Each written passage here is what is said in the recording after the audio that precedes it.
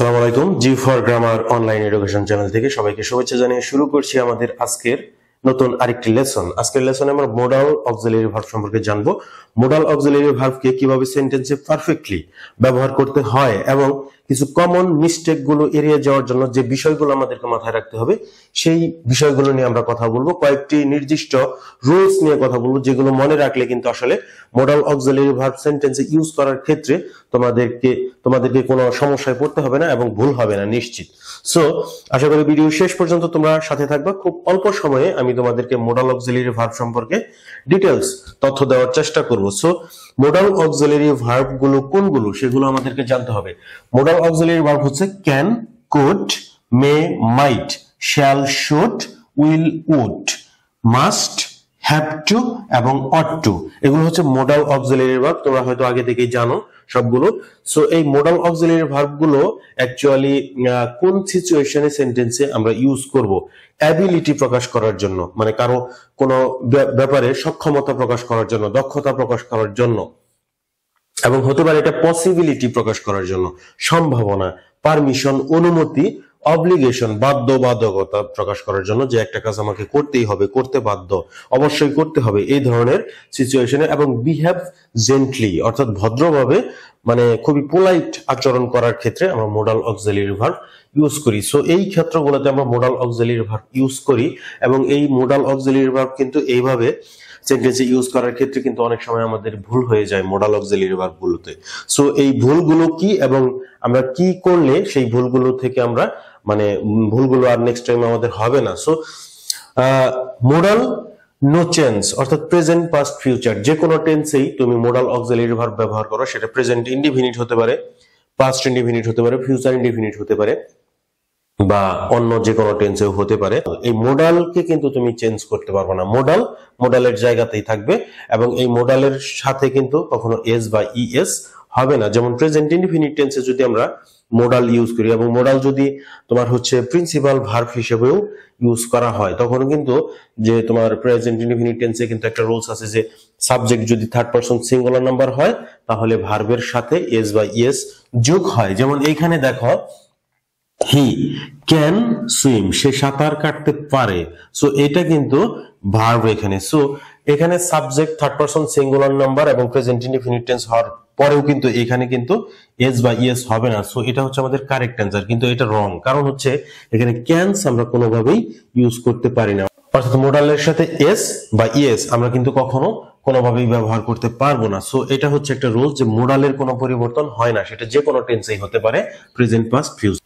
So মোডালের কোনো change হবে না। সো আমাদের পরবর্তী রুলস হচ্ছে modal plus base form of verb don't use to, অর্থাৎ মোডালের পরে ভার্বের সবসময় বেস ফর্মটা হবে। মূল ভার্বের মানে প্রেজেন্ট ফর্ম, মানে ভার্বের যে তিনটা ফর্ম আছে প্রেজেন্ট, পাস্ট, পাস্ট পার্টিসিপল, ওই প্রেজেন্ট ফর্মটাই বসবে এবং এটা বেস ফর্ম বসবে। বেস ফর্ম মানে হচ্ছে শুধুমাত্র ওই ভার্বটাই বসবে, ভার্বের প্রেজেন্ট ফর্মটাই বসবে। এটার সাথে ইনফিনিটিভ হবে না, এস বা ইএস হবে না, বা আইএনজি হবে না, পাস্ট ফর্ম, পাস্ট পার্টিসিপল কিচ্ছু হবে না। সো আমাদের কিন্তু ইনফিনিটিভ টু ও কিন্তু আমরা ইউজ করতে পারবো না এই সিচুয়েশনে।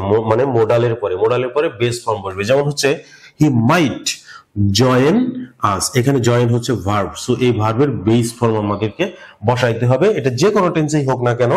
মোডাল মাইট, মোডালের পরে ভার্বের বেস ফর্ম, এটা হচ্ছে কারেক্ট অ্যান্সার। সো এটা হচ্ছে রং অ্যান্সার, কারণ হচ্ছে এটা হচ্ছে জয়েনের পূর্বে কিন্তু আমরা টু হচ্ছে ইনফিনিটিভ কিন্তু আমরা বসাইতে পারবো না, কারণ মোডালের পরে ভার্বের বেস ফর্ম বসবে। বেস ফর্মটা হচ্ছে শুধু জয়েন আমাদেরকে বসাইতে হবে। সো আমাদের হচ্ছে পরবর্তী রুলস হচ্ছে মোডাল প্লাস নট, অর্থাৎ মোডাল যুক্ত একটা সেন্টেন্সকে নেগেটিভ করার ক্ষেত্রে আমরা কিন্তু don't use, don't, doesn't, isn't, earned, wasn't, won't, এগুলা কিন্তু এইভাবে কিন্তু আমরা কোনো সেন্টেন্সকে নেগেটিভ করতে পারবো না।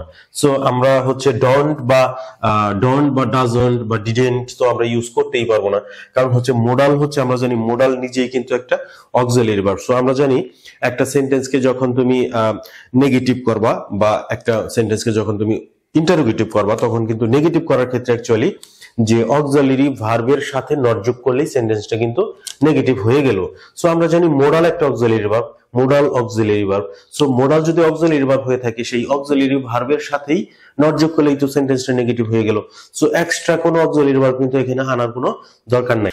ইন্টারোগেটিভ সেন্টেন্স তৈরি করার ক্ষেত্রেও একইভাবে সেন্টেন্সটা তৈরি করতে হবে, অর্থাৎ আমরা জানি সাবজেক্টের পূর্বে যখন তুমি অক্সিলারি ভার্ব নিয়ে যাবে তখন ইন্টারোগেটিভ সেন্টেন্স হয়ে গেল।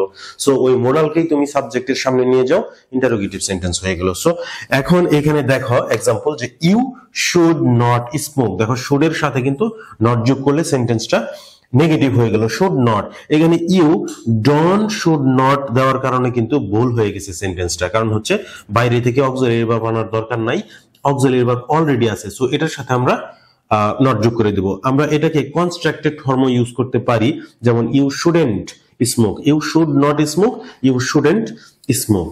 আর হচ্ছে আরেকটা বিষয় আমি তোমাদেরকে আজকে জানাই দেব, যেটা হচ্ছে অনেকেই তোমরা হয়তোবা জানো কিন্তু অনেকেই হয়তো জানো না, কিন্তু তোমাদের নিজেদের অজান্তেই তোমরা ভুল ভাবে সেন্টেন্স তৈরি করো বা ভুল লিখে থাকো। যেমন হচ্ছে এই মোডাল গুলার সাথে তুমি যদি নট যোগ করো তাহলে আমরা সাধারণত এই যে এখানে ইউ শুড নট একটা কিন্তু গ্যাপ আছে, অর্থাৎ দুইটা কিন্তু দুই ওয়ার্ড, শুড নট।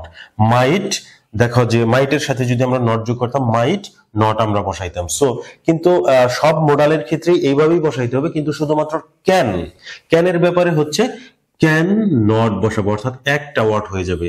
এটা হচ্ছে এক্সেপশন, এবং শুধুমাত্র ক্যানের জন্যই এই ধরনের হচ্ছে এইভাবে আমাদেরকে একসাথে বসাইতে হবে, ক্যানট। সো এখন আমরা কিছু এক্সাম্পল সমাধান করব, যে প্রত্যেকটা এক্সাম্পলে কিন্তু আসলে ভুল ভাবে দেওয়া আছে, এগুলো আমরা সমাধান করব যে কি কারণে এগুলো হচ্ছে যে সেন্টেন্স গুলো রং হয়েছে অ্যাকচুয়ালি। সো এগুলো আমরা বুঝবো এবং সমাধান করব সেন্টেন্স গুলো, যাতে পরবর্তীতে আমাদের ভুল না হয়। You must to finish your homework.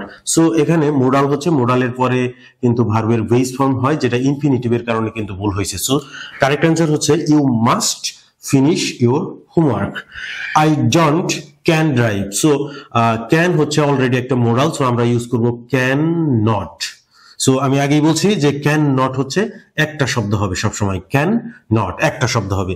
So don't হচ্ছে, ডন্টের কারণে এখানে সেন্টেন্সটা ভুল হয়েছে। কারেক্ট অ্যান্সার হচ্ছে I cannot drive. You should not to smoke, এটা ইনফিনিটিভের কারণে ভুল হয়েছে। কারেক্ট অ্যান্সার হচ্ছে you should not smoke. We not could call you. So এটা হচ্ছে মোডাল বা এটা হচ্ছে অক্সিলারি ভার্ব। সো অক্সিলারি ভার্বের পরে সবসময় নেগেটিভ ওয়ার্ড যুক্ত হবে। So we could not call you. Next example হচ্ছে he mights go to college. So এখানে third person singular number present indefinite tense হওয়ার কারণে এস বা ইএস বসানোর চেষ্টা করা হয়েছে, যেটা হচ্ছে মোডালের পরে কখনো হয় না বা মোডাল কখনো চেঞ্জ হয় না। সো এস হচ্ছে উঠে যাবে, he might go to college. They can to, আবারও ইনফিনিটিভ চলে আসছে।